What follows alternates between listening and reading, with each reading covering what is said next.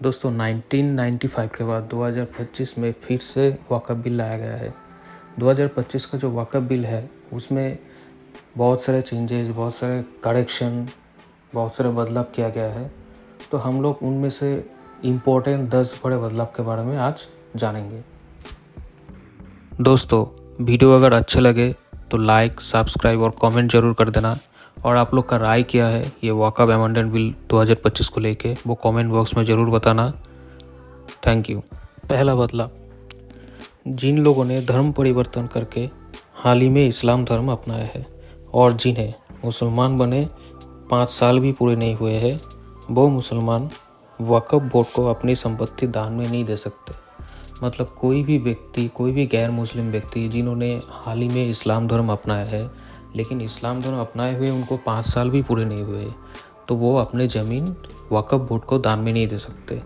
उनको ज़मीन दान करने के लिए एटलीस्ट 5 साल से भी ज़्यादा इस्लाम धर्म में होना पड़ेगा। तीसरा बदलाव, वक्फ़ अल औलाद के मुताबिक महिलाओं को भी अब से वक्फ़ बोर्ड की ज़मीन में उत्तराधिकारी माना जाएगा, जो कि पहले नहीं था। पहले केवल मात्र पुरुष व्यक्ति को ही उत्तराधिकारी माना जाता था, लेकिन अब से महिलाओं को भी माना जाएगा। क्या होता था, पहले कोई भी ज़मीन पर अगर पुरुष उत्तराधिकारी नहीं रहता था तो वो ज़मीन वक्फ़ बोर्ड को मिल जाता था, जो कि अब से नहीं होगा। चौथा बदलाव, कोई भी सरकारी ज़मीन या संपत्ति पर वक्फ़ बोर्ड अब अधिकार जता नहीं सकते। पहले क्या होता था, वक्फ़ बोर्ड कोई भी सरकारी ज़मीन या संपत्ति को अगर अपना वक्फ़ बोर्ड का संपत्ति या ज़मीन बोल के डिक्लेयर कर देता था तो उसमें कोई बाद में इंटरफेयर नहीं कर सकते थे। वो पूरा ज़मीन या संपत्ति वक्फ़ बोर्ड का हो जाता था, जो कि अब नहीं होगा।